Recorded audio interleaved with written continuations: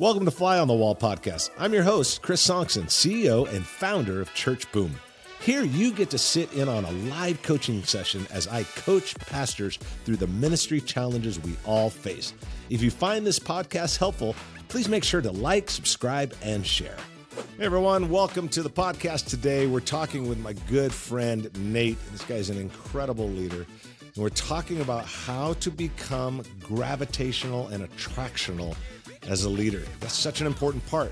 As a leader, we have the authority, but do people want to follow us? Do they want to follow the vision? Do they want to join up to what we're doing? And if we need to become more gravitational, attractional leader, how do we do that? We're going to talk about that on the podcast. I hope you enjoy it. Let's get going. What's on your mind? Awesome. You get to deal with churches that are growing all the time. We've taken a lot of your principles and added them in. We see growth. One of the things I'm starting to see at any tier of growth, we start to implement systems because systems get us to consistent goals. But sometimes that system creates an institution mindset where it's like, nope, this is how we do it. And so now I find myself kind of dampening, or our leaders dampening inspiration, excitement, because we're going, oh no, this is how we do it. How would you suggest as we grow, we implement systems not to be so rigid as an institution, a church, an organization, that we are killing new people's and excitement and new volunteers' inspiration for hey, let's try this. Even if we've tried those things before, how would you suggest us to not kill the inspiration that new people have or new leaders have? Yeah, well, that's good. That's a great question. I do think that institutions being church or any organization has a way of becoming, if they're not careful, they become more monuments than movements. I don't think we do it on purpose, but I think we ultimately can become more monuments and we become more rigid than anything else. You look at the book of Acts, it's funny. You remember? Sign up. It wasn't like sign up in a month, have pizza, fill out all this stuff. It was like, you remember, you love Jesus, good, you're on the team. I think there's some balance in there, obviously, and the new church was learning. And I'm sure they made plenty of mistakes that aren't mentioned in Acts, just like any other human makes mistakes. But I think a couple things. One, I think there's a balance. I think that I think that systems are there to guide us, but not own us. I don't think everything has to follow exactly perfectly correct. So it might be like, hey, we want someone that wants to go from being new to the church to being involved in ministry, so they have to do all this stuff. Well, maybe they come in through a side door, and that's okay too. Mm-hmm. Maybe they come in through a back door, and that's okay too. But I don't want the system or anything to slow down people or to squelch their passion or to not get them involved. I want them involved. I want them serving. I want them excited. Now, because I do think that for the masses, the system needs to be there. The structure needs to be there. The strategy needs to be there for the masses. Because what you're referring to isn't 100% of the church or new people. It's probably 15 or 20%.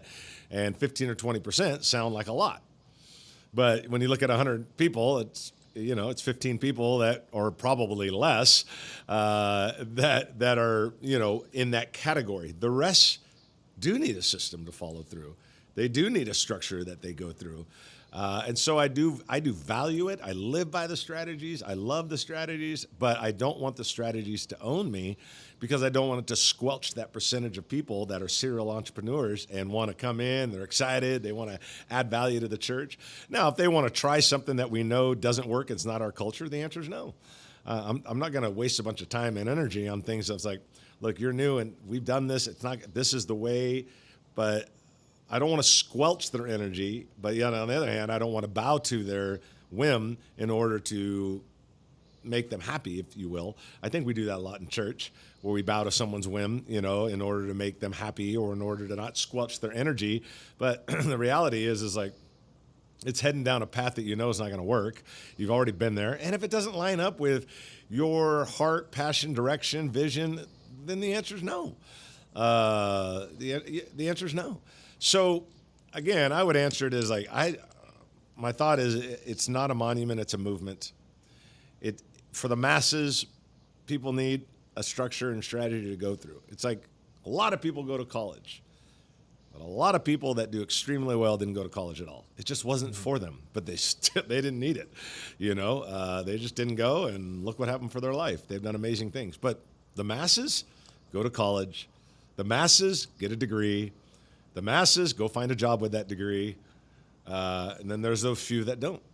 And I think that the system has to be the same in the church. It's like for the masses, but it's not for everyone. Sometimes people will come in through a side door. Sometimes people, and that's okay. I don't get hung up on that too much.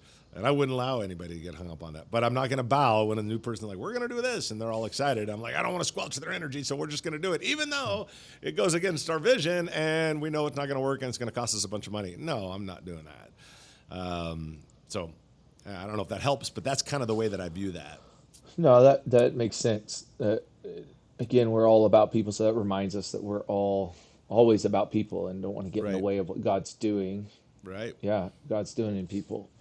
With that being said, that then there is an excitement where new people want to be on board on the team. And you and I have talked, and you said, you contract talent and you hire leaders, right? Whether That's that's hiring them for the team or your volunteer leadership, like it's not just because they're skilled, it's because can they lead people.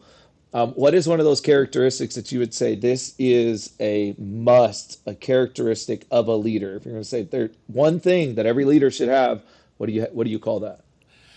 I would say the thing that I really look for, especially in the church world, I do think there's other things like, man, does the guy know how to get stuff done? Does the guy know how to? Do you have to constantly watch over him, or does he know how to get things done? Does he know how to get things done? Here's the defining factor: does he know how to get things done by himself or done through people? I want to know he can get stuff done through people. But there is a characteristic that I think is sort of I don't want to say it's non-tangible. I just think you have to really look at it. Is the person attractional and gravitational? There's likable, capable, and gravitational. And gravitational and attractional is like, man, dude, they walk in a room and they can get 15 people to sign up for whatever they're doing. They can get anybody to do it because people want to be around them. They want to go with them. They're excited to be on with them. They know how to sell a vision. They know how to sell, where they're headed. They're like, and you look at certain people. And I was just actually doing this with a group. Where were they at? I think, I don't know, in Texas or I don't know where I was, somewhere. But I was with a group and I said, man, and there's certain people I knew at the table. It was kind of like a group of 20. And I was just like, dude, there's some of you I know and you're extremely likable. And I know you're very capable. I mean, I can see you know how to play worship. You're great on guitar and you know how to lead worship. But I don't know if you've tapped into that gravitational attractional. So I want to know, do they get stuff done? I want to know, do they get stuff done through other people?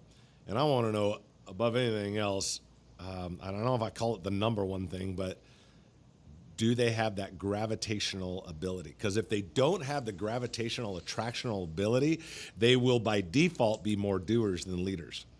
Maybe not by purpose, but by default, they'll become more doers than leaders because they got to do it because they're not gravitational enough or attractional enough to grab that team and get everybody on board. And that's just, and I think it can be learned. I think it could be honed. I think it could be shaped. I think there's certain things that I look at someone and go, dude, people love you, but this one thing about you got to fix. Because they only climb halfway up the hill with you, and then they give up because they see more of who you really are. So those are the things. It's John Maxwell's kind of a old saying. He's like, if you're taking a walk, no one's following you, you're not a leader. That's kind of the same principle here. It's like, dude, if you can't rally people and get people, I'm not talking about getting up in front of people and getting them all to say amen. People like, yeah, the louder your voice goes, the more they say amen. I'm like, I don't know. If that to me is not it. I'm talking about just in the hallway, people just want to follow you. Not on stage, just in general life. They're just like, I want to be around that guy or that gal. I want to follow them. They're attractional. They're gravitational. I want to go there where they're going. Do they know how to do that? To me, that is a huge thing. And if a leader can learn that, a good leader can learn that even more, oh my goodness. It'll be unbelievable what they could do. But that's the big thing. So you said something. You said that it can be learned, because that was going to be my next follow Yeah. up. Is it natural, or can it be learned? What are some of those ways that because there's probably pastors that are listening to this, or leaders that are listening to this going, man, I may not be gravitational yet, but I want to be gravitational. I know there's areas I want to be more gravitational. What would you suggest to become more and more gravitational? Yeah, no, that's great. One, I do think there's certain people that are natural towards it, for sure. I think that there's certain personalities, certain people just like, wow, that guy just naturally has it. I think other people learn it. And I'll use myself as an example. I don't know if I think I'm a much more gravitational today than I was 25 years ago. Okay, well, but there are some things that mentors of mine and leaders came along, sometimes very politely and sometimes they spiritually slapped me. I mean, really, like, as in got in my face. I remember one conversation where I was about to cry, where I was like, okay, dude, lay off. But it was things that I needed to learn. So, and here's some of the things. Can you cast vision well? Can you attach people to that vision quickly? I think those are things. Do you add value to people that are around you? Value always gives you voice. Can you add value to people that are around you? Do you know how to inspire and encourage and motivate and grab their heart? Those are things, and as silly as this sounds, and this probably sounds a little bit silly, but I used to put little notes on my computer that said smile, make eye contact, because people would be like, dude, you look like you're mad. Me. And now everybody's like, dude, you can't stop smiling. I just got relentless on changing the habit. And I was like, I'm not mad. What are you talking about? They're like, you look like it. And I'm thinking, well, that's going to hold me back. I don't want to follow someone that looks mad. I don't even want to be around someone that looks mad, even if they're not mad. And there's certain leaders I look at where I'm like, dude, I think you have an amazing heart. I think you love the Lord. I think you want the best for people. But I don't think anybody knows that, because you don't smile. You don't add value. You don't encourage people. You don't bring out the best in people. You don't spot their potential and help them. You don't cast vision well. I mean, those are kind of things I think you got to start looking at, and just to be like, man, how do I do that? Another thing is, you sure in the heck cannot lead from a point of arrogance or cockiness. And people, I know several leaders that I think have the ability. There's one I'm thinking of right now on the East Coast that I think is by nature could be gravitational. One of the most cocky guys I've ever met. And in an hour conversation, you'll talk 2 minutes, and the rest of the time he'll give you his resume. And I'm like, dude, if you would just not do that and ask questions, learn from them, make eye contact, be more interested in them rather than interested in yourself, you would find yourself being much more gravitational. So I think it is those things. Vision, adding value. Value gives you voice. The expression on your face, the eye contact, the way you stop and listen, the way you walk slowly through the crowd, the way that you have a vision worth following, which I think is very important. You have a vision worth following. But those are the kind of things that I think you can work on, because I worked on them. I think I am not telling you something that that I just grew up with or had automatically in my life. I think it was there, and someone saw it and brought it out in me and told me, you better straighten this up, because you have all this potential, but it's being hidden by these problems. So I worked on it, and it made it more gravitational. And now people are like, dude, you're the most encouraging guy in the world. You're the most smiling guy in the world. I'm thinking, dude, that is not at all who I was years ago. But I've worked really hard. So now I just don't know any other way.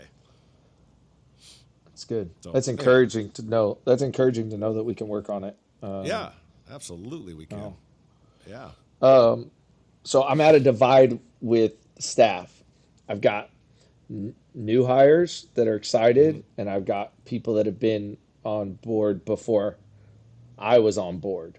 Right.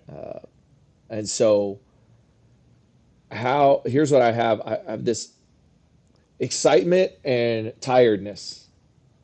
how do I share the excitement of the new staff with these guys that are tired, and then not let the tiredness, the weariness of hard work for decades Yeah.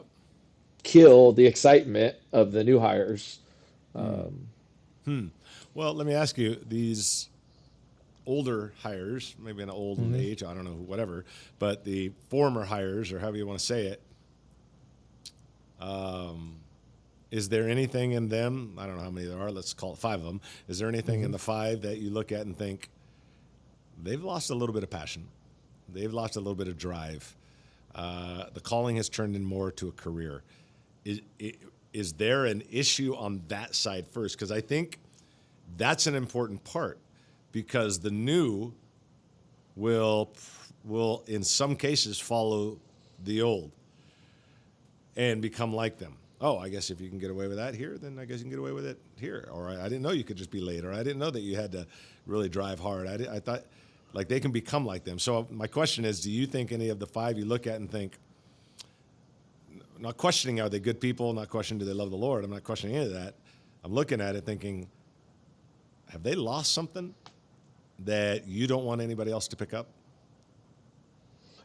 Yeah, I would say yeah. I would say looking at them and even having conversations with them individually to go, yeah, there's some of this that their passion has waned.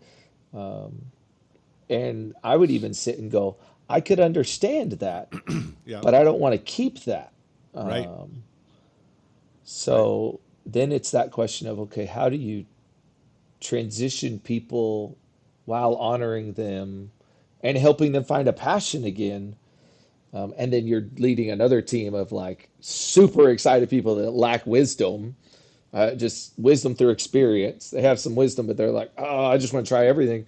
I'm trying to figure out how do I let this team work together. But you're right, the individuals they do, they've lost some passion. Well, okay, to me, the reason I asked that question, Nate, is because to me, I'm looking at it as a bigger, not bigger, but a different challenge. Because you have these people that have been faithful and they do good and the people love them and whatever. But then you got these new people and you don't want them to pick up these traits over here. I think there is a greater challenge there. And I think it's the type of challenge that has to be pushed a little and questioned a little. Like, bro, you've got to, I don't know what it is in you, Tom, or whatever that person's name is. I don't know what it is in you, Tom, but you admittingly are losing passion. You admittingly are tired, and I understand that. But I need you to figure this out. I need you to figure this out. I can't have you on the team without that sort of drive and passion or whatever it is that you think they're missing. I don't know, whatever it is, but something there. And they're not going to be a 58-year-old guy that's been on staff for 30 years isn't going to have the same energy as a 24-year-old kid who's thrilled to death to be at a church and on staff. That's a totally different. But I'm not talking about zealous, the zeal. I think Yeah. there's a difference. Like, oh, I'm just excited. And like, okay, you're 24, you're excited. You got more energy than I do, and you naturally have more energy than I do. I'm not talking about that. I'm talking about more like deep passion, deep desire, hunger to grow, to develop, more of the core things that you want these younger leaders to pick up. Maybe they have it, maybe they don't. I don't know. But you're going to want to make sure that they do. And I think those are tough conversations that you have to have because you got to tell them, like, I can't have them picking up this. I like this, then this about you, but we got to fix this. And I need you to bring it for the Lord, and I need your help. You know, yeah, I don't know if I have a magic pill or sauce on this, but it's an honest conversation. I just can't have that. Yeah. Otherwise, No, that's good. otherwise, I think it's going to end up in the wrong place for the young leaders. They're going to end up picking up the behaviors and the attitudes and the heart that maybe the parts that aren't good. Like, hey, Tom, these things are good about you, but these things aren't. You know, you've allowed your calling to turn into a career. And people would say, well, that's with age. Not with everybody, it's not. Mm-mm. It's not with everybody. Again, you know, my hero, John Maxwell, I know the president of the company real well. I was talking to him yesterday. And he's like, yeah, John's like 73. And it's like, I still can't keep up with the guys. It's not the energy. It's the passion. He says he bleeds vision. you talk to him and it's just like, oh, I got this idea. You know, it's just like, that's not what I'm talking. Naturally, he doesn't have energy like a 25-year-old kid. Are you kidding me? He doesn't have that. But that's not what we're talking about. Passion's different. Like, hey, I want to grow. I want to develop this. I want to figure this out. They have to have that. They have to have that. And if they don't, we need to help them figure that out together because they can't go without it. But that's good. Does that make sense? Yeah, it does. Yeah. Well, hey, man, dude, these are great questions. We need to I got to wind it down. Unfortunately, our time's coming up, but dude, it is always great talking with you. You always have amazing questions, and you're one of the most hungry, passionate leaders I've ever met. So don't become that guy when you're 58. You're the guy that I got to coach when I'm 90, right. telling some kid that's 30, I got this guy named Nate. No, I'm just joking. Anyway, thanks for being on, dude. I really do appreciate it. All right. Thanks, Chris. Okay, buddy. Thanks, man. Thank you for tuning in to the Fly on the Wall podcast. We hope today's episode provided you with some practical steps to lead your church to the next level. If you found this episode helpful, take a moment to leave us a review and share it with others. Remember, when the pastor grows, the church grows, and we grow pastors. We love you. We're your raving fans, and we are cheering you on. See you next week.